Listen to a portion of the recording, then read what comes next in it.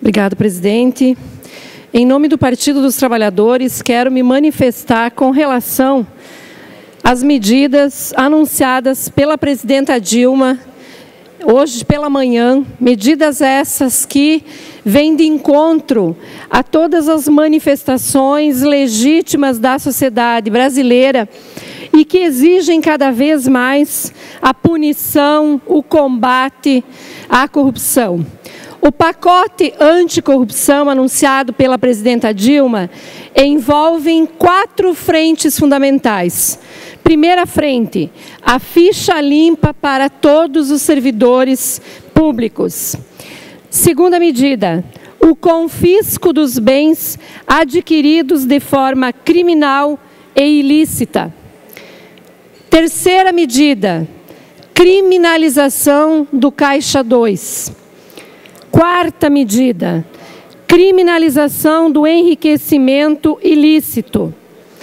Aliás, inclusive medida esta que eu falava anteriormente, da nossa iniciativa com relação também no estado de Santa Catarina, deputado Serafim Venzon, a iniciativa de criar uma legislação que criminalize o enriquecimento ilícito.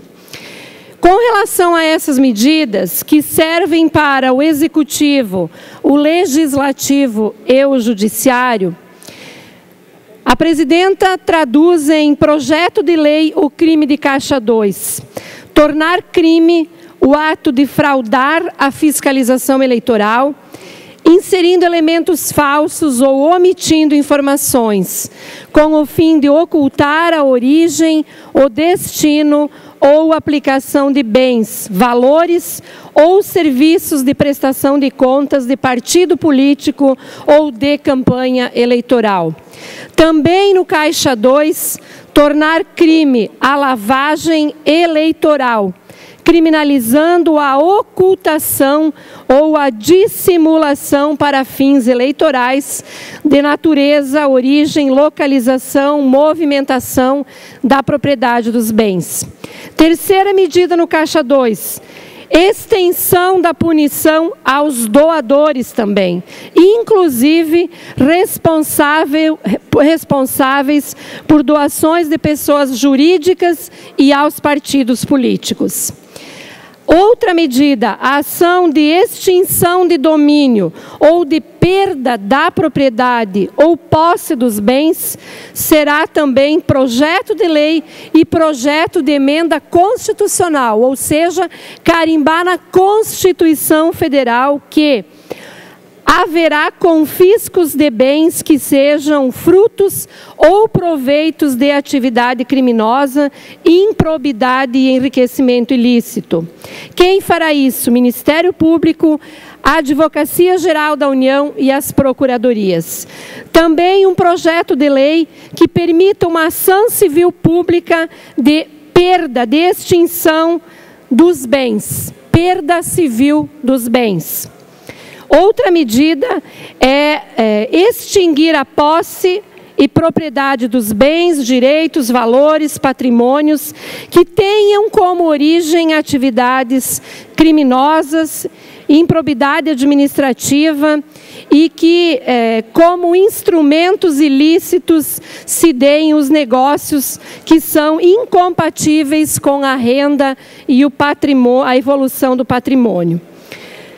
Há também um projeto de lei que permite a alienação antecipada de bens apreendidos, ou seja, garantir que os bens apreendidos, como por exemplo, veículos, automóveis, não percam o seu valor, que a reparação dos danos seja decorrente do crime e que também haja o pagamento de prestação pecuniária, multas e custas.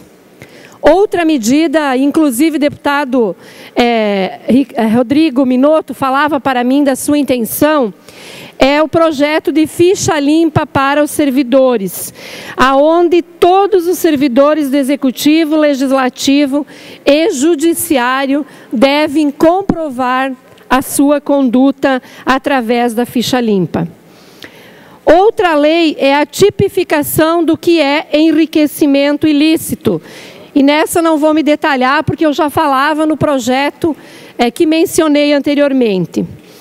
A regulamentação da lei anticorrupção, que se dá por decreto, vai incentivar a adoção de programas de integridade por empresas privadas, implantando códigos de ética e conduta, políticas e diretrizes para detectar na empresa desvios e irregularidades contra a administração pública.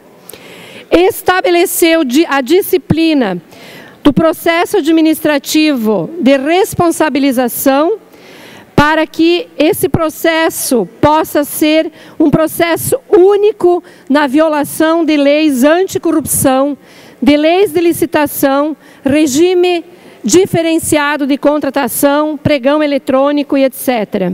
O chamado acordo de leniência, que é de competência exclusiva da Controladoria Geral da União. Além de várias outras medidas anunciadas pela presidenta Dilma nesse pacote, que inclusive tem sido elogiado por grande parte da imprensa brasileira, sendo que um dos colunistas disse que é difícil algum cidadão brasileiro se colocar de forma contraditória a essas medidas. Mas eu quero chamar a atenção. Muitas dessas medidas são medidas que têm que serem aprovadas pelo Congresso Nacional, o Poder Judiciário precisa executar, punir exemplarmente. E não poderia deixar de falar da necessidade da reforma política. E na reforma política, a grande questão hoje, que está colocada em todos os casos de corrupção investigados, é a necessidade do fim do financiamento privado e empresarial.